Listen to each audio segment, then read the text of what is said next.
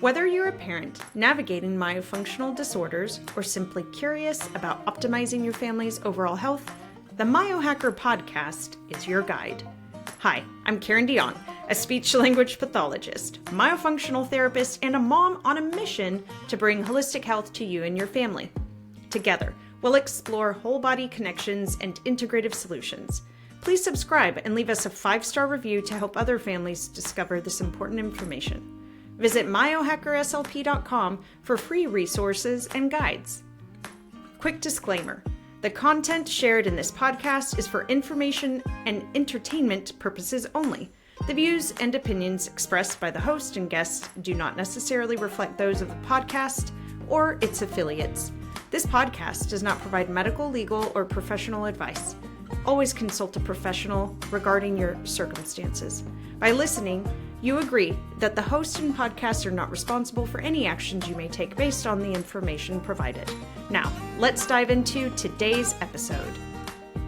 Welcome, everyone, to the Myohacker Podcast. Today, I have with us amazing Nat Udwin. She is on Instagram, the Baby OT. If you don't already follow her, you should. So go do that right now. She is fabulous. And we are going to talk about all things sensory, feeding, motor coordination, and what an amazing OT does to get babies and little ones ready for these amazing feeding milestones.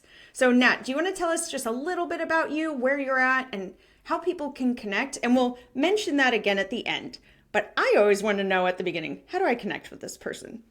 The easiest way for me right now is through Instagram. It's the most direct. And I have links in my Linktree thing through my profile if you want to directly email me, etc. But honestly, if you just send me a DM through Instagram, that's the easiest way to connect. And then I'll let you know the correct portal or whatever pathway needs to happen after that. I'm sort of transitioning between businesses at the moment. So my website is current, but it's not actually, you can use it. You can find me. There's lots of different ways to find me. But Instagram is definitely the simplest, the cleanest, and the space that I show up more often.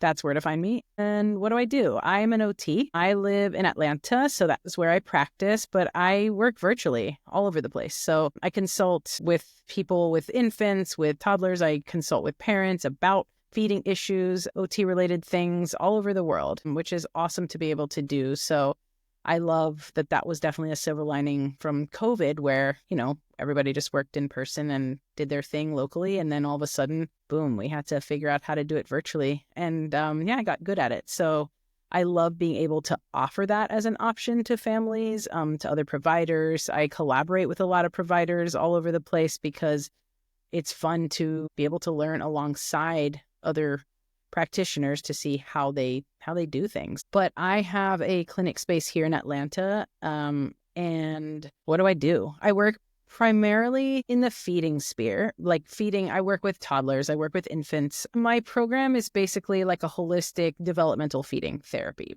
program. That's a mouthful. I think people are really going to get a picture of who you are and how brilliant you are as we answer some of these questions that really unravel what you do and how you help families.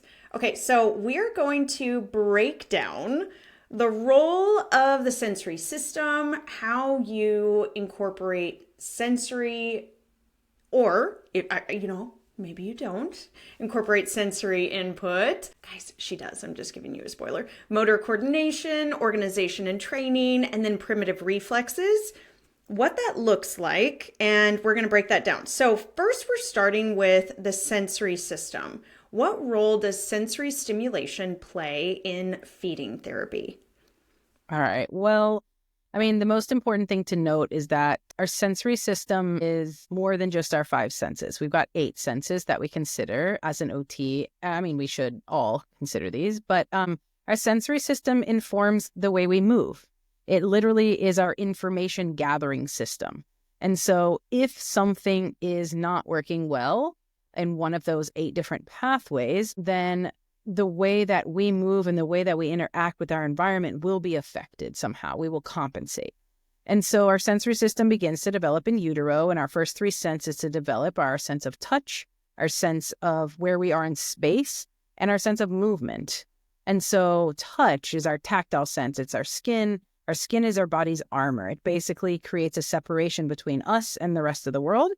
And oftentimes when that sense of touch is not well calibrated for whatever reason, it can throw feeding skills off tremendously, because when we touch things, when we interact with our environment, we learn about the texture, we learn about temperature, we learn about how dangerous something is to us. And if we can't make sense of that well with our skin, we're not going to do it well in our mouth. And, we need to understand that. So our mouth is a dark cave. You can't see inside your own mouth unless you're looking at it in a mirror, right? Yeah. And so and even then, who does that? Who chews with their mouth wide open and can look inside of it, right? Nobody. So in order to know where food is, in order to know how to use your tongue, in order to move stuff around and understand what we call mouth mapping, you have to have a good sense of how stuff feels when you can actually see it too. So vision and touch work really closely together, but so do all your other senses. And so that's one of the biggest senses that I work with when it comes to kind of making sure that kids are prepared for feeding, because that's likely the one that breaks down first, especially for kids that are born prematurely. That is usually compromised. So your kids that are really picky about the clothing that they wear, picky about textures of food, obviously, but also ones that don't like to get their shirt wet. They can't handle that. The ones that are constantly clinging onto parents, they have a lot of attachment issues. Those kids almost always have tactile issues too. Sometimes they're really defensive and they can't handle certain textures, but sometimes they are craving textures, hence the slime market right now. That's why slime is such a big deal. There's a whole aisle dedicated to it at Michael's. I saw it yesterday. There's a slime factory here, guys. It's cool. But the point is, there's a reason why our kids are so needing extra sensory input. One, because they're not getting it because they're not spending more time outside. But also, their body is hang on. Say that again. Say that again. I knew you were going to get that. Yes. Okay. Our body needs varied input, right? Our bodies need experiences. They need opportunities. And our kiddos are kind of being robbed of those opportunities. And it's not intentional, right? Our culture is one that is a culture of convenience. So our kids aren't moving as much. They're not being handled by lots of people. They're not being handled by older kids. They're not spending enough time outside. They're not spending enough time at different people's houses. So they're not getting these varied experiences to learn from. And so that's one of the big things that I tell parents when I first start to work with them, or kind of just jumping to that. But experience and opportunities, those are the things that we need to make sure that we facilitate for our kids. So sometimes it's just setting the stage and then stepping back and watching the magic happen. It's not so much doing to the child as it is giving them the space to figure it out on their own. But that's the thing is too, I practice in a clinic setting, right? It's very sterile, it's very controlled. And I'm always telling parents, the only reason this place is cool is because my job is actually to replicate the outdoors. My job is to replicate nature's playroom. I want to bring nature inside, and you can go home and do this stuff for free. Go to the playground. Go put stuff outside in your driveway. The wind will blow, rain will fall, all these things that will come at your children that we can't control. Whereas in a controlled environment, they're not nearly learning as much as they possibly could when they're outside or just in a novel space, because our bodies need that variety. They need novelty. It needs experience. It needs repetition to get better at things and to create new movements, new pathways, new behaviors, all of it. So that plays a huge role in feeding, huge role in feeding therapy. What is something how could you advise a parent who's listening right now and they're like, I would love to do this, but transitions are a nightmare. Transitions from indoors to outdoors, from going home to the car, to the park. It's not worth it. We're just going to stay at home. And this is our world because the transitions can't handle it. I mean, structure. So structure is your friend. And I would say less talking, more doing is what I always tell parents. So we want to model by experience, and by we want to model. So what I mean by that sometimes could look like a picture schedule, and it literally could be a piece of paper with 3 boxes drawn on it. And you have school, a picture of trees because that's where you're going hiking, and then you have a picture of an ice cream cone because you're getting ice cream afterwards, right? And if that kid knows that that's what's coming and that's what's coming next, then it's predictable. They can control their response to what's happening. So we basically want to set our kids up for success, right? Transitions are hard because we don't know what's coming next. And kids that struggle with any kind of sensory stuff, any kind of coordination, any type of reflex integration issues, all of the kids that I see really struggle with control, or they need a sense of control because they are not good at controlling how their body responds to their environment.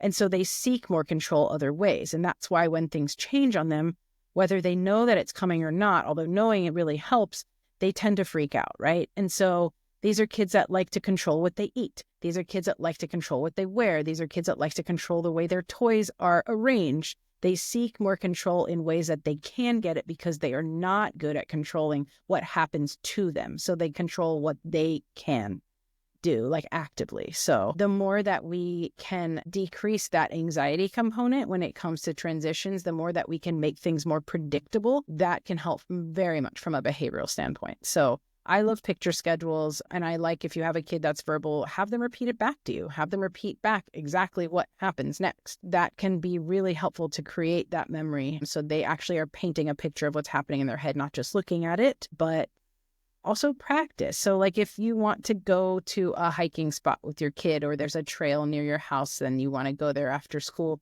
I mean, maybe you go and maybe it's a disaster the first day, and maybe you go and maybe it's not a disaster the second day. I always tell parents, try things 3 times, but maybe keep it consistent. Again, like keep it consistent, go back to the same place. And each time you go a little bit further, you go a little bit further until, wow, this place is really cool and I want to go there. So that's another way to kind of minimize those anxiety-inducing moments from a parent standpoint and the kid standpoint too. So what would you say to the parents that are like, okay, well, we would love to try that, but it seems like this novel stimuli is just overwhelming to my child. What do we do? Right. Okay. Fair. Awesome question. And I love explaining this to parents. Like, let's say we're playing with Play-Doh. This is a great example. And I see this daily where a kid, they're very defensive. They don't like to touch it. They might touch it with like their fingertips, but they will not put their whole hand on the Play-Doh. I don't quit. I allow them to ease their way in. So we play with it their way, right?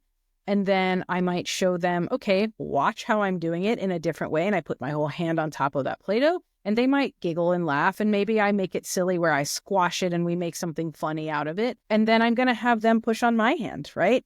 And we're going to keep coming at it, but I'm going to keep bridging that gap. And so we're getting closer and closer and closer to them putting their own hand on the Play-Doh. And then their hand is on top of mine. And then I'll say, okay, now it's your turn. And I put my hand on top of theirs, and boom, I add some pressure.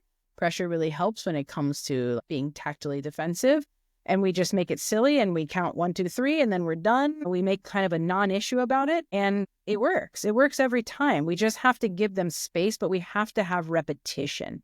We have to have multiple trials of something for their body to start to realize it's not a threat, because they recognize, like, their amygdala, their brain goes, wow, like, that's scary. I don't know what's going to happen. I can't control my response, and that I don't like it. But the more we expose their body to this, the more that we practice, the more that we show them, I'm safe, I'm safe, I'm safe, you're safe with me, you're safe with me, now you're safe on your own. It helps. And repetition, like I always tell parents, just exposure is really important, but it's okay to help bridge the gap gently, obviously. If a child is going to resist me hardcore, I'm not going to push them past that point of comfort or discomfort. That's not the point. We don't want them to flip into a fight or flight state. We want it to be playful. And I think that's the part too, is that play aspect where it's really silly, I think is so underrated, because I mean, I play all day, and I mean, I play to get the hard stuff done. Yes. You know, so yeah. So if a parent is listening and they're like, okay, so we have been doing things like this. We've been going outside. We've been, giving novel stimuli. Where is that line that they should go seek a professional, an OT, to help with the sensory integration?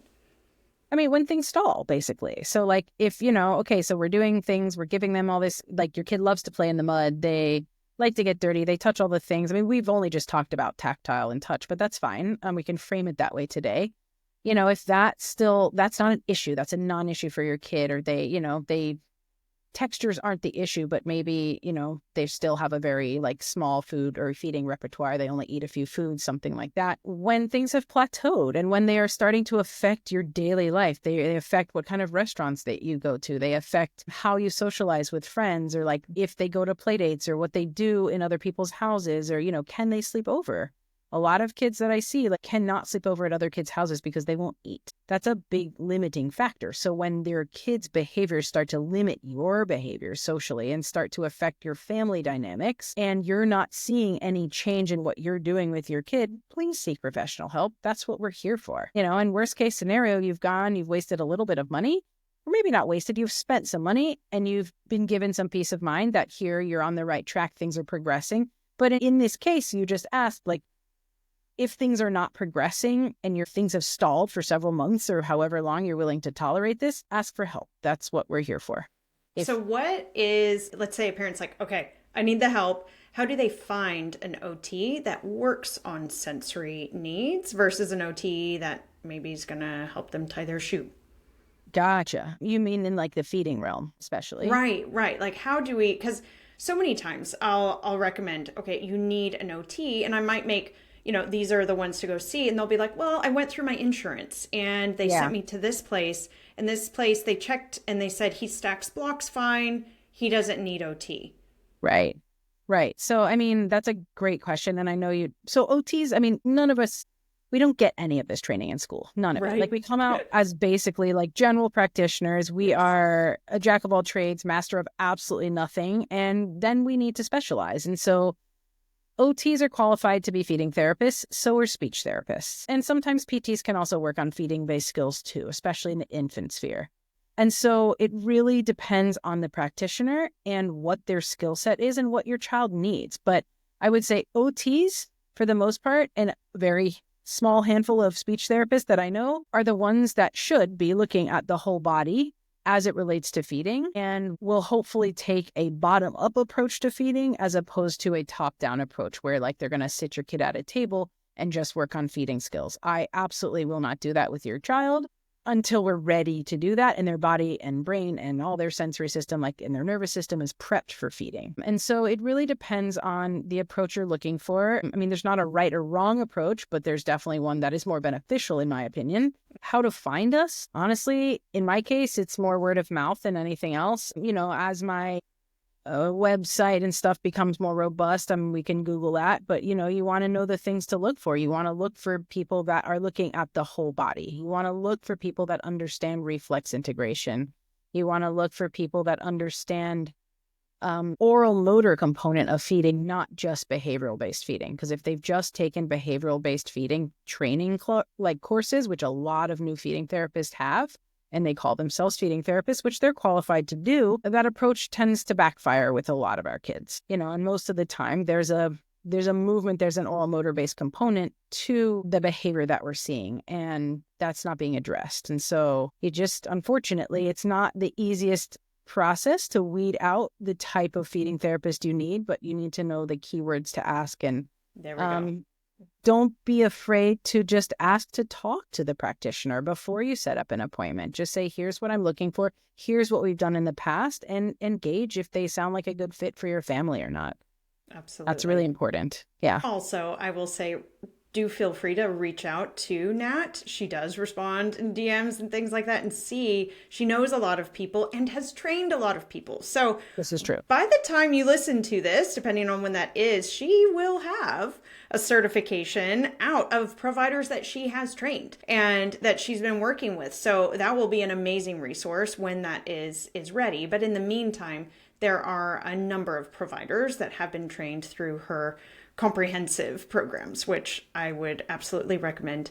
Start with them. So let's talk about what the motor training, you've warmed up the body from a sensory perspective. How does that prepare the body for a motor coordination organization program? So it's actually kind of backwards, right? So, usually when I'm working on prepping a kid for feeding therapy, feeding is a fine motor task, right? So feeding requires all the other stuff to work really well together. It's at the top of the pyramid. And so I actually start with gross motor stuff first. So we've only just, because you asked, in terms of the order of the way this podcast has been flowing, we talked about the tactile system and we talked about touch. But I never start with that. I will never start with this. That's like kind of smaller and more nuanced. Mm-hmm. And so I like to work outside in. So I'm going to work big to small because that's the way we interact with our environment too. So I'm going to often start, let's say, for example, to how I would structure a feeding session is we start with some kind of either obstacle course or like gross motor game, something to organize the whole body, because that helps regulate that child and get them ready and prepped for some smaller movement-based tasks where like we may have to sit down. We might not sit down the whole time. We might lay down on our belly. We might sit at a table. We might not. But I need them to be prepped to do something smaller and more focused. And we have to start with the big stuff and basically bring it all into here. Literally bring it into our mouth, right? Mm-hmm. And so we start with the big joints. We start with crawling. We start with crashing. We start with swinging, because that's movement in space that can be really organizing. And then we start with the smaller stuff. So then we might add in a tactile or messy play component, or we might add in some kind of fine motor task where we're working on integrating the hand reflexes or the face reflexes or the feet. And then we would transition to working on some kind of chewing or oral motor based task if that's what we need to do that day. And so that's kind of how that progresses, I guess. I love that. So that's such a good way to think of it. I tend to think of proprioception and sort of those big movements and everything as being sensory, but you would say they're more motor. Well, they are sensory, right? So I start with the bottom of the pyramid, or the sensory system. Like we've got tactile, we've got proprioception, we've got vestibular. And so what's cool is that our tactile sense is really strongly responsible for us also knowing where we are in space. So by doing the big movement stuff, so there's different ways we can get tactile input. If you're rolling on the ground, you're getting tactile input. We're just not sitting at a table playing with Play-Doh. We're not doing it on the palm of our hand, but we're getting it everywhere else. And so it's just not the way that people usually think of tactile, right? But we're actually getting a ton of that. Like literally my kid earlier today was climbing up, jumping, and crashing, like face planting over and over and over and over again on a beanbag. And of course we're getting tactile input. He's getting tons. It's slamming on his face like over and over and over again. So, but we're not specifically sitting down and like working on like shaving cream or we're not like working with kind of an aversive texture, which he really does struggle with. So we are hitting tactile big time with big movements always, because you need that information to know where you are in space. And then we fine tune to like tactile round 2. So I guess I never thought about it like that. I like that. But yeah, we kind of come back to the smaller parts. But yeah, yes. I never thought about breaking it down like that, but that makes sense to me. So that was a good question though. So what, I love to start out, if we're bringing things to midline, and this is something we have connected with or connected over at a distance, is that I like to warm up the periphery. And which basically like the hands, we're bringing things in to midline. I do not like to start with midline, depending on what's going on with the patient. Would you say you agree? I do agree. I think it's just overwhelming, right? So when we work on stuff that's right here in the center of our body, we require just more intense coordination, and it can be really overstimulating and really overwhelming, and a lot of kids check out. One of the places that I like to start depends on the kid, it depends on their mood, it depends on it's a delicate dance, but I work with eyes a lot. So I work on let's do this. I'm so excited about this. You knew I was going there. So yes. But I use a kid's eyes to get in, to wake up all of that coordination too, but it just depends. We have to dance around it, because eyes can cause us shutdown very quickly, because our nervous system can say like, whoa, whoa, whoa, whoa, whoa. It's way too much visual input. And a lot of my kids will look away, or they'll just shut down. They'll either lay down or they'll cry or they'll look down. Like they just are off. A lot of my kids come into their sessions offline with their eyes down, like they're looking down. They have a down gaze almost all the time. Some of that has to do with their head control. A lot of it has to do with just like their nervous system not being ready for all of that input. And so I have to ease my way. And sometimes I can get, like we'll work on convergence stuff where maybe we're rolling cars down a ramp. Maybe I'm rolling a ball back and forth to them. Maybe they let me put them on a swing. If they are ready for that, then I will do that, and that will help prep them for more midline-centric stuff. That can really help kind of fast-track stuff so we can work on their oral motor skills, but a lot of kids can't handle that yet. So it's really a dance, but that can be a powerful way to get into that mode to be able to work on stuff here. And so much I see if kids are, I see this a lot in adults too, looking down with walking, there's so much balance that they're achieving through that visual anchor, and so they've got to keep that. And so all of a sudden we can be really shifting that vestibular system when they're looking up. And so, if you are always looking down, you rotate the sphenoid. You start to shift the cranial bones. Jump in. TLR. So we're talking about reflexes now, right? So your tonic labyrinthine reflex, again, almost all the kids that I work with, they have still retained their primitive reflexes from infancy because they limited their movements, let's just say, for whatever reason. They had tongue ties, they were tight, they had torticollis, they didn't like tummy time, they were swaddled too long. There's so many different reasons why kids retain reflexes, but it all boils down to a lack of movement or lack of adequate movement and strength. That all is connected too. And so those kids that they look down right there, they still have a retained TLR. And so what that means is if they look up, everything else extends too and they lose their balance. And so everybody, if you're listening, I actually want you to physically try that. Well, don't be driving. Here's how I test it. So I have kids, it's really simple. I basically have a kid stand, and I can do this with a grown-up too. They stand with their feet, not together, just like shoulder width apart, and they put their hands at their side, and they look down at their toes. And then I have them look up at the sky, all the way, both eyes. And then I have them look down at their toes again. And then I have them look up at the sky again. So we do that about 3 times. And I'm watching almost always those kids lose their balance on the first round. And they'll rock back on their feet, or they'll rock back on their heels, or they'll rock up on their toes, or they'll just fall over.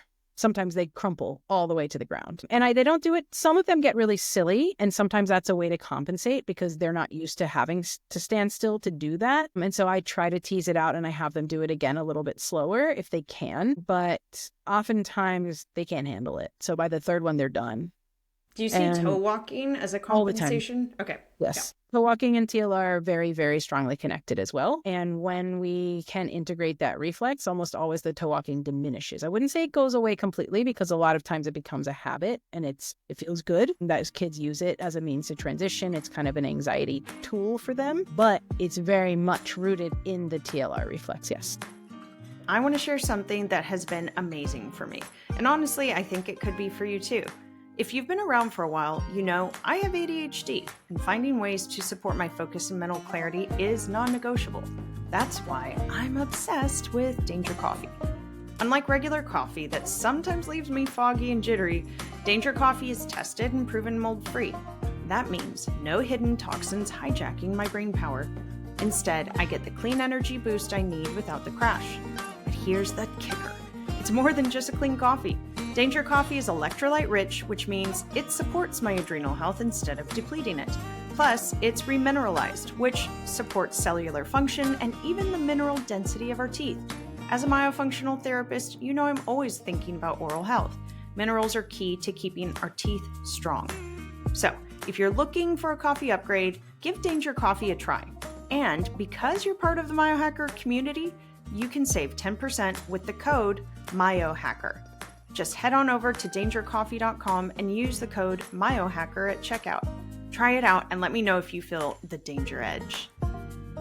I'm going to bring us back to the primitive reflexes. Take us through a little bit of what are some of those ones so that you are looking for, and how do you prioritize integrating them? Good question. So there's basically big body reflexes, and then there's the ones that control the smaller stuff like hands and feet and mouth. I'm looking at postural reflexes. Again, kids need to be able to sit to eat. They also need to be able to, their posture controls their breathing. So they need to be able to breathe to eat, which I know opens a giant can of worms too. And their head, right? They need to be able to maintain an open airway. They need to have good posture when they're sitting so that they can breathe, so that they can swallow, so that they're not constantly adjusting themselves in their chair. And so those postural reflexes are really important too. but it also plays a role in their ability to disassociate movements. So like if your reflexes are integrated, then you should be able to turn your head without the rest of your body moving. You should also be able to turn your eyes without the rest of your body moving. None of my kids can do that when they come to see me. And so I'm looking at all those reflexes because if you can't do that, your tongue is not going to move independently of your jaw either. And that's massive. Okay, right. Hang on. Oh, this is where we're getting into the good. I mean, this is all amazing, but I'm like, you need to hear Nat talk about this. Bring us back to, okay, the tongue, primitive reflexes, all of this. If I just jump in and do a tongue tie release without addressing any of these things, what's going to happen? We'll just revert back to old habits. So, I mean, that kid has no idea how to separate those movements because it doesn't make sense in a big scheme. So you can have myofunctional therapy and you can work on the mouth stuff, but it really doesn't, it won't stick. Those skills that they're learning in like a tabletop-based myofunctional therapy program is not going to generalize. And so they'll learn it in one context, they'll hit a growth spurt and everything will go right back. I see that very often. Kids, or even like tonsils and adenoids, same thing with mouth breathing. They'll have those things removed and then 3 months later, we're back to the same habits all over again. And stress. I think sometimes kids will, they might seem okay from like a myofunctional standpoint, but if these underlying brain primitive reflexes aren't addressed from a whole body perspective, they suddenly have a little bit more stress in their life and boom, they're firing again. You see those. And the other thing too is that these reflexes, when they're firing in the foreground all the time, we're having to work to override them unconsciously because they're annoying and we don't know it's happening, but that causes a tremendous amount of fatigue. So those kids burn out really, really fast. So those are the kids that make it through a whole or a half day at school and then they fall apart when they come home because they are working so hard to keep their stuff together all day long and then they just can't. And then they just become little reactive balls of, brainstem function, basically. So what is a primitive reflex? And what role is it? Let's just say, I realize we haven't even defined it. No, we kind of work backwards into it. So, when I'm talking about reflexes, I explain it like we have reflexes that help us move in utero. They help us move through the birth canal to make it out of the birth canal into this world. And then we have reflexes that help us breathe. Like babies aren't born knowing how to breathe. Their startle reflex literally makes them go when our head drops back and we come out of the birth canal, right? Or we're taken out of your mom's stomach, however it happens, right? Reflexes keep us alive. Reflexes teach us to crawl. Reflexes help us roll over. They basically teach us how to respond to things in our environment. And once we don't need them anymore, they drop away. They're always housed in our brainstem. And so if we have a trauma or we have some kind of major just a traumatic event that happens to our body at any age of our life, those reflexes are there for us to fall back on so that we can just exist. We can exist on autopilot, right? And so babies are kind of little reflexive sponges. They take in information from their environment, especially the first 3 months, and they respond. And it's the same way over and over again until they build the strength and the motor control to choose to do something else. And once they're strong enough to override those reflexes, then we can build new movement patterns and those reflexes aren't helpful anymore. But they're really disruptive if they stick around. The best analogy that I ever got about reflexes was that it's kind of like if you go to Target and you get a shopping cart with a wheel that sticks. And so like you can push the shopping cart around and you're just like, oh, I don't want to return it for a new one. So you make it all the way through the store, but like you're sweating by the end because you have worked 10,000 times harder than everybody else who has a shopping cart with 4 working wheels. And it works for you, but it's much harder, right? And that's kind of how reflexes work. Like they're always, if you've retained a bunch of reflexes, and there's always groupings of them, it's never just one. If you've retained your reflexes past that first year of life, really, they're going to be disruptors in some way, shape, or form. If not, just cause a whole lot of fatigue and endurance issues, but they can cause a lot of learning problems. It can be really difficult to retain information when your body's constantly firing a reflex on autopilot. Every time your eyes dart across the room, your hips shift and you fall out your chair. You have to readjust your posture because now 3 reflexes have fired and you have no idea. So they're disruptive, they're annoying, and we have to get rid of them. But the only way to get rid of them is to move, to build strength, and to see somebody that knows how to do that. And so, a lot of my kids come in here, I wouldn't say a lot, a handful of kids come in and they're very athletic. So they play sports. They play one-sided sports often. They play baseball, they play tennis, they play things, golf or hockey, things that require coordination on one side of the body and momentum to cross the midline. They often struggle in sports like basketball and like swimming. Those are really difficult for them. Sometimes bike riding is really difficult. But these kids are very good at sports. They have a lot of momentum. And so these kids never sit still. Momentum is their friend. But when we actually have decent postural control or we ask the kid to sit still, everything falls apart.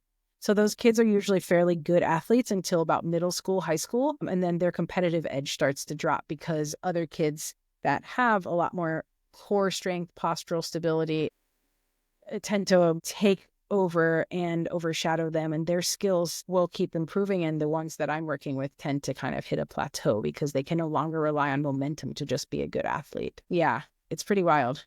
What about ambidexterity? That's a great question. What are your thoughts when you see a kid that is writing with one hand, swaps to the other, and is writing with that one, or, we don't encourage ambidexterity. So a lot of parents will come in again. So they have a baseball player and they're like, oh, they can hit both sides. It depends on the age of the kid, right? It's okay if we've mastered a skill completely on one side of our body.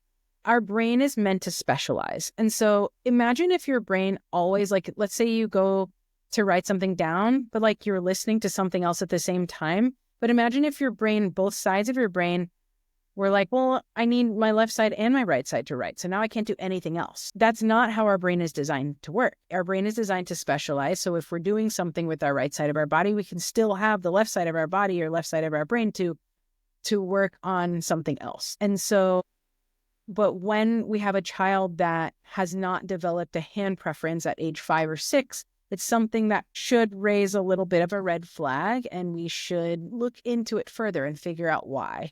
Why are they having difficulty? Most of the time, they can't cross their midline. So they function fine here, and then they'll switch and do it again on the other side with their left hand. I just had a kid in today that did that. So he was trying to pull stuff off the window. He'd pull it off. He'd give it to his left hand and then he'd put it in the basket. So I had to hold the left hand down gently and encourage him to do that. And you would see he'd get it and he'd think about it in the center and then he'd keep going every single time. But the more he did it, the faster it got and the more fluid it got. And why do they do that? Why do they stop at midline when they've got to cross?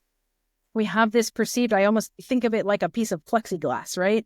Where it's like our body is we just really struggle to perceive something on the opposite side of our body if we haven't coordinated our brain really well. That's a hard concept to explain. It is. But basically, again, but even when it comes to eye tracking, I see this often in infants, right? I'm not looking to see like, okay, can a baby see something over there? Can they see something over there? Like I stopped in the middle when I did that with my eyes. I want them to be able to follow a light all the way from one side to the other, right? So really smoothly. And it starts there. It starts in infancy. It starts at 3 months old. And if they get here and they get to the middle and then they stop and then they have to switch over, that's not the skill we're looking for. We want things to be smoothly calibrated all the way from the right to the left side of our body and all the way from the left to the right. And so their eyes play a big role in that too. So what about crossing midline in the mouth? When we're, let's say they're chewing brushing teeth. Brushing teeth, all of these things. I see it brushing teeth a lot. So most kids, you'll see it like they'll brush here and then they'll switch hands and they'll brush on the other side. And, it's benign until you start to look at all of the other patterns where we're seeing that as well. All the other behaviors or, activities where we're seeing that hand switching as well. And so, think about our tongue. Like we need to be able to scoop food out of our left cheek and also out of our right cheek and possibly move it over from side to side.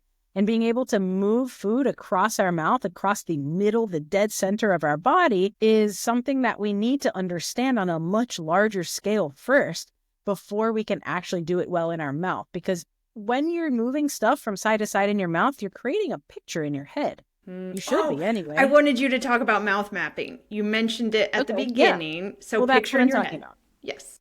Yeah, so you should be creating a picture of like, okay, there's something on the left, there's something on the right, and like you should be able to visualize what happens on the other side. But if you can't understand what that means on a bigger scale, you can't take something from your left hand and put it over here in a bucket in your right side without having to really think hard about it. That's also going to be really hard for you to do in your mouth. And so one of the things I find with a lot of my kids that I see as toddlers and older, they have a really poor awareness of one side of their body. They're very dominant. They have a very strong dominance, which is good. We talked about it's important to have a dominant side, but we should be able to do things. We should be able to use the other side of our body.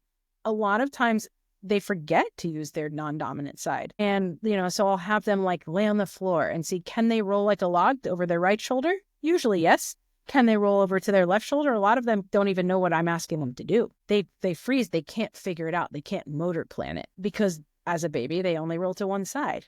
And that just persisted, right? So that's where torticollis can be really disruptive as well. It's not always a torticollis thing. Sometimes it's just a weakness thing. But we need awareness of both sides of our body to understand something that happens in the middle of the dead center, basically, of everything. So whenever a parent comes into my office and I'm doing an infant evaluation, I see babies from day 0. I explain to the parents, I'm going to do a full evaluation. I know you're here because of your child's feeding difficulties, but I'm not going to jump in and look at their mouth first. And I explain the reason why is because the mouth is the center, right? Everything happens here. And I explain to them what coordination means. Coordination to me means that the left and the right side of our body and our brain has to communicate well in order for something in the middle to work.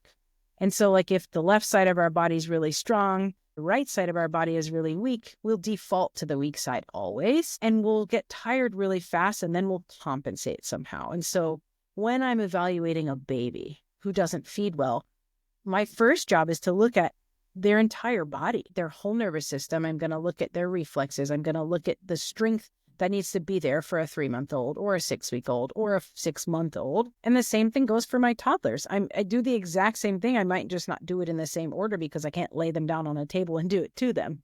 They're a little bit more active and squirrely, but it's a full body thing. And if it doesn't work, if something's off symmetrically with our big movement patterns and our brain doesn't really understand the whole picture the way it was meant to, it's not going to make sense on a much smaller scale in our mouth. And so once we can map everything out, like we really can utilize the left side and the right side of our body equally, then we can start to work on this smaller movement-based stuff like the oral motor skills that we need to, in a kid's mouth. When do you make that call, or what's sort of a delineation for you that we do need to address tethered oral tissue here for them to progress versus we're seeing patterns that are just maintaining in a negative way in the body?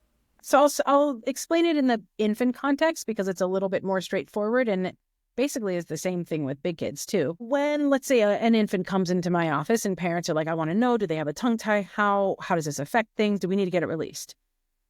I always assess, right? I do a very thorough oral motor assessment. I'm going to look at the structures, but that's always the very last thing that I'm looking at because I want to see where they're lacking. Like, are they lacking strength somewhere? Is there a tension pattern that shouldn't be there? How have they compensated? What am I seeing in their body that shouldn't be there?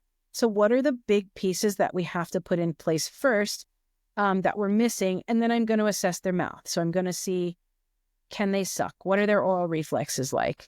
And then after I look at the function, what their mouth can or can't do, or how sensitive it is, or etc., then I'm going to look at the structural piece. That's a very last thing I do because before then I'm painting a picture as to like, what is their function like? Where are they compensating? Where are they struggling? And I'm not usually surprised by what I see in their mouth. Yeah. But I need to be as unbiased as possible. I don't want that to inform. Yes. I don't want to see, oh, okay, so you're tied, so obviously you're not going to be able to do X, Y, and Z. It's not like that. I also don't want the parents to understand that ties affect everything, because they are certainly a piece of the puzzle. Mm-hmm. And for some kids, they are much more disruptive and much more problematic than they are for other kids. But I need to see what their function is presenting like first. And so once we get to the tie piece, I explain, okay, yes, there is a tongue tie. I can't technically diagnose it, but I'm going to say, here's the restriction. Here's what I'm seeing. Come see this. We take a video so I can pause it and show them all the things.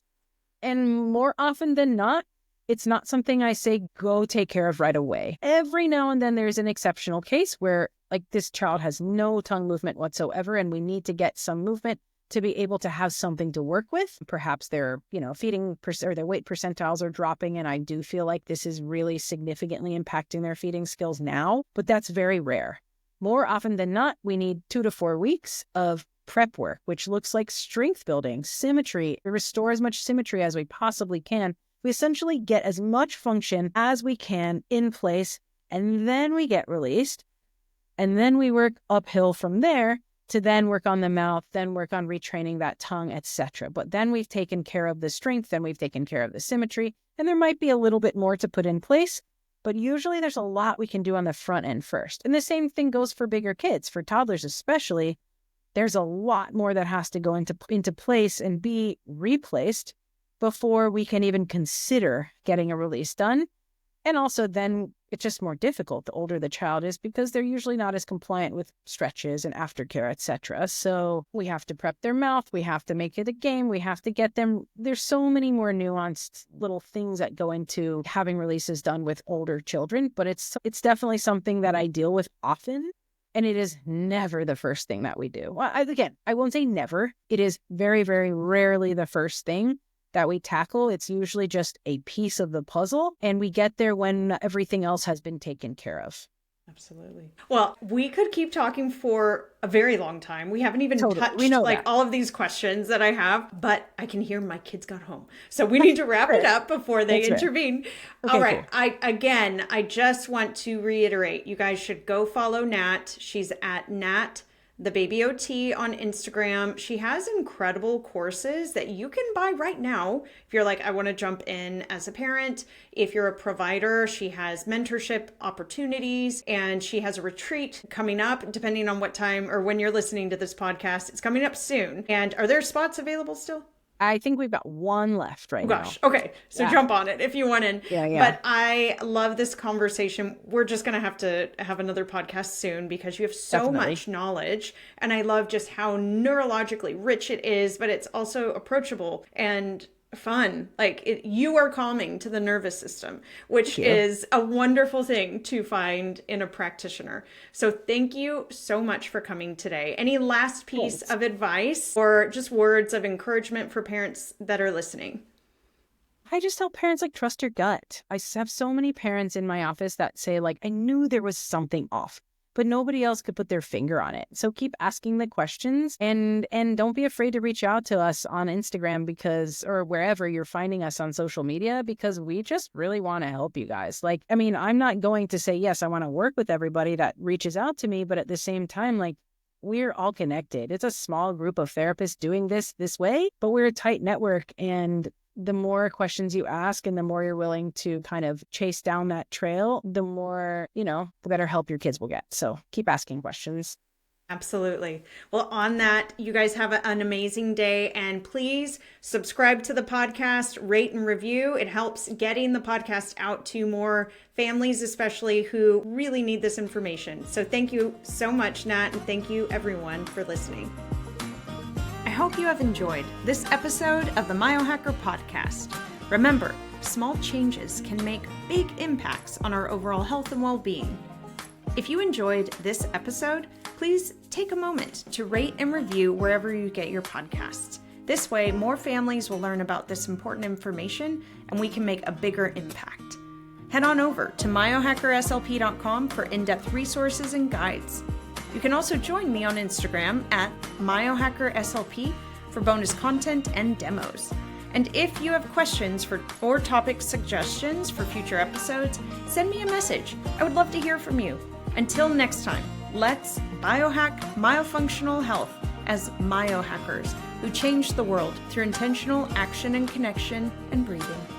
Quick disclaimer reminder, the content shared in this podcast is for informational and entertainment purposes only.